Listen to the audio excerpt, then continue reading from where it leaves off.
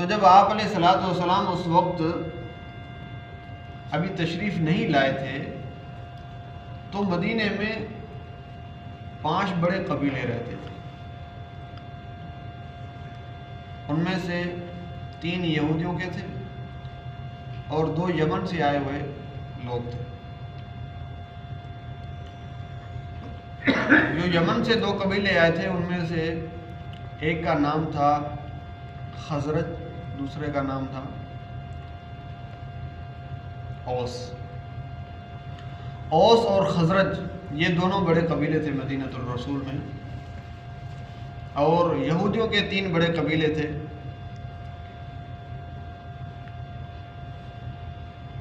تو آپ علیہ الصلوۃ والسلام جب مکۃ المکرمہ میں نزول ہوا، نبوت کا اعلان فرمایا، تو بیت اللہ کا حج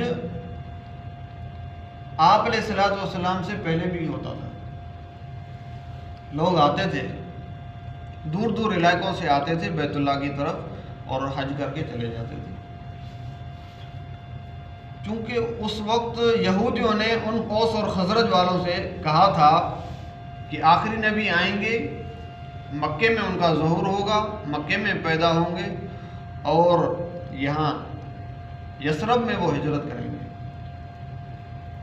تو یہودیوں اور اوس اور خزرج ان کی آپس میں کچھ انبڑت بھی ہوتی تھی، لڑائیاں بھی ہوتی رہتی تھی.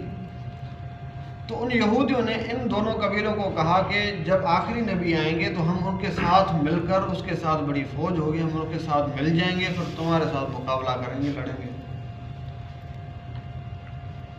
تو جب یہ اوس اور خزرج کے لوگ وہاں حج کی طرف گئے بیت اللہ میں، تو آپ علیہ الصلوۃ والسلام کی عادت شریفہ ہوتی تھی کہ جب لوگ آتے تھے، خصوصاً حج کے موسم میں لوگ دور دور علاقوں سے آتے تھے، دور دراز علاقوں سے آتے تھے، تو آپ علیہ الصلوۃ والسلام ان سے جا کر ملاقاتیں کرتے تھے اور انہیں اسلام کی دعوت دیتے تھے.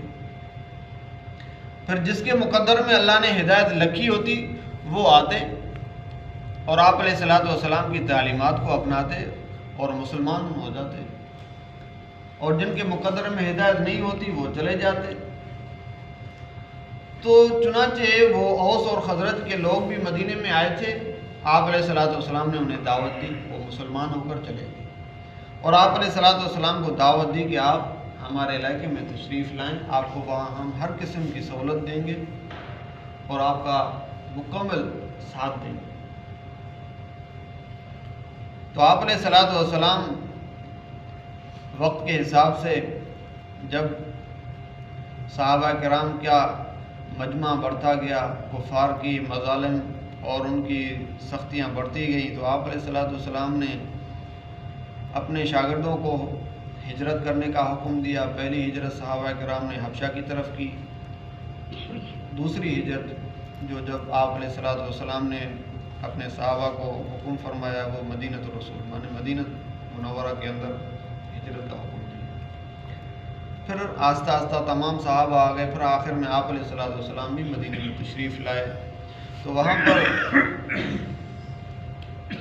مختلف اوراد میں، مختلف اوقات میں آپ علیہ الصلوۃ والسلام اپنی جو دعوت کی سرگرمیاں تھی وہ عام کرتے رہے، دعوت دیتے رہے، اسلام کو پھیلاتے رہے.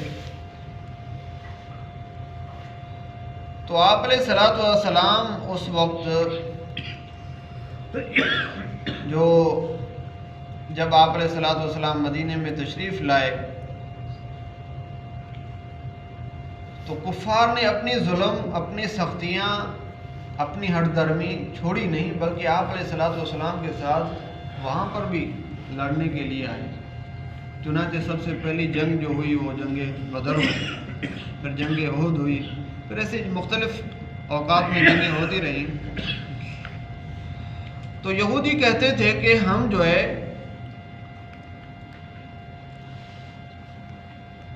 اپنے آپ کو بڑے سمجھتے تھے اور کہتے کہ ہم اگر جہنم میں چلے بھی گئے تو تھوڑے دیر کے لیے جائیں گے، کچھ مدت کے لیے جائیں گے، کچھ وقت کے لیے جائیں گے، پھر ہم نکل کر جنت میں چلے جائیں گے. پھر آپ یعنی مسلمانوں کو کہتے تھے کہ ہم جب جہنم سے نکلیں گے تو پھر تم جو ہے نا وہ جہنم میں ڈالے جاؤ گے. چنانچہ ایک مرتبہ جنگ خیبر کے موقع پر آپ علیہ الصلوۃ والسلام نے جہاں پر ایک یہودی عورت نے آپ علیہ الصلوۃ والسلام کو زہر دیا تھا، کھانے میں زہر ملا کر دیا تھا، آپ علیہ الصلوۃ والسلام نے ایک لقمہ کھایا، ابھی اندر نہیں ڈالا تھا کہ اندر جو گوشت تھا، جو گوشت ڈالا گیا تھا، اس نے بولا کہ یا رسول اللہ آپ مجھے نہ کھائیں، میرے اندر زہر ملایا ہو۔ آپ علیہ الصلوۃ والسلام نے وہ لقمہ باہر پھینکا۔ آپ علیہ الصلوۃ والسلام کے ساتھ جو ایک اور صحابی تھے، انہوں نے ایک دو لقمے نگل لیے تھے، چنانچہ پھر کچھ وقت کے بعد اس کی وفات ہوئی تھی۔ تو اس دوران جنگ خیبر کے موقع پر ایک یہودی نے کہا کہ ہم تو تھوڑی مدت کے لیے جائیں گے جہنم میں، پھر ہم نکالے جائیں گے، پھر ہم جنت میں جائیں گے، پھر ہماری جگہ پر جہنم میں آپ جائیں گے۔